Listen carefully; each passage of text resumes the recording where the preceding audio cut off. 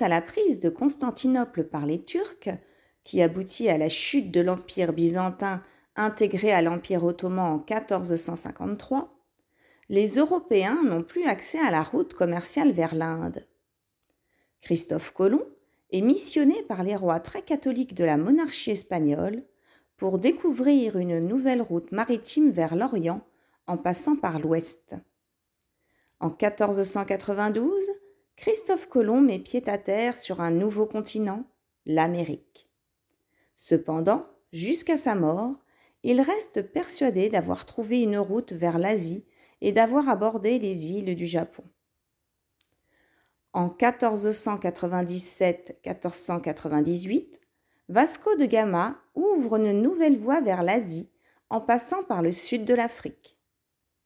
Entre 1519 et 1522, Magellan fait le premier tour du monde, même s'il meurt en Asie, et que son second Del Cano termine cette expédition. En 1494, le pape signe le traité de Tordesillas, partageant les territoires découverts entre Espagnols et Portugais selon une délimitation particulière. L'objectif papal n'est pas seulement d'éviter les confrontations entre Européens, mais de se servir des colonisateurs pour évangéliser les populations découvertes. Les échanges de marchandises se développent entre l'Europe, l'Amérique et l'Asie, mettant en contact ces trois continents. C'est le début de la globalisation du commerce, avec pour la première fois un tour du monde complet réalisé par des marchandises, des hommes et des maladies. C'est la première forme de mondialisation. L'exploitation des empires coloniaux constitués en Amérique a pour conséquence un enrichissement global de l'Europe. L'or et l'argent tirés des exploitations minières en Amérique du Sud se diffusent depuis Séville vers l'ensemble du continent européen. Les Amérindiens subissent un ethnocide. Un ethnocide est la destruction de la civilisation d'un groupe ethnique par un autre groupe plus puissant. Les Européens convertissent par la force les populations amérindiennes à la religion catholique. Ils détruisent les temples religieux, les statues, les objets de culte et les codex des Amérindiens. Ceux-ci sont aussi réduits en esclavage et sont l'objet de mauvais traitements ainsi que de tortures cruelles. À la demande de l'empereur Charles Quint et du pape Jules III, a lieu en Espagne la controverse de Valladolid entre 1550 et 1551.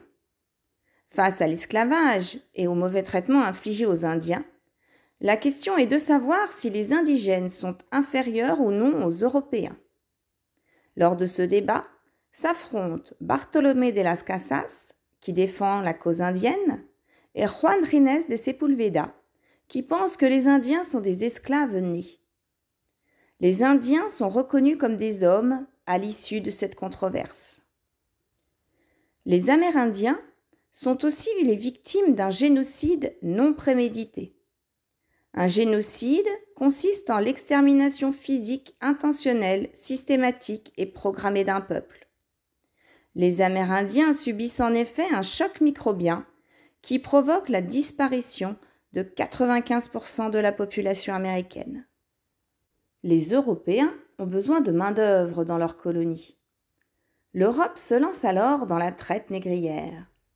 Ce commerce triangulaire implique un esclavage organisé entre l'Europe, l'Afrique et l'Amérique. Des négriers européens partent d'Europe avec des marchandises manufacturées qu'ils échangent sur les côtes d'Afrique contre des captifs fournis par certains royaumes africains. Ceux-ci seront alors revendus en Amérique. Les ports impliqués dans la traite négrière s'enrichissent.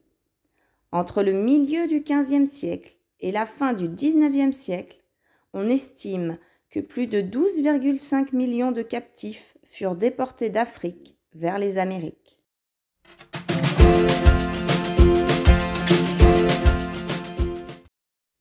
Charles Quint, élu empereur des Romains en 1519, est le monarque le plus puissant de la première moitié du XVIe siècle.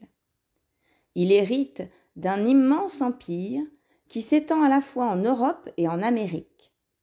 Charles Quint affirme que sur son empire, le soleil ne se couche jamais. Les deux grands adversaires de Charles Quint en Europe sont François Ier à la tête du royaume de France et Soliman le Magnifique, sultan à la tête de l'Empire ottoman.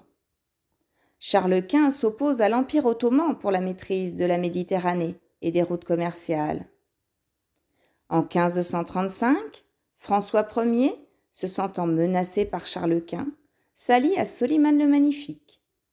En effet, le royaume de France est encerclé par les possessions de l'empereur qui est à la tête de l'Espagne, des Pays-Bas, du Saint-Empire germanique, mais aussi de l'État de Naples et de la Sicile.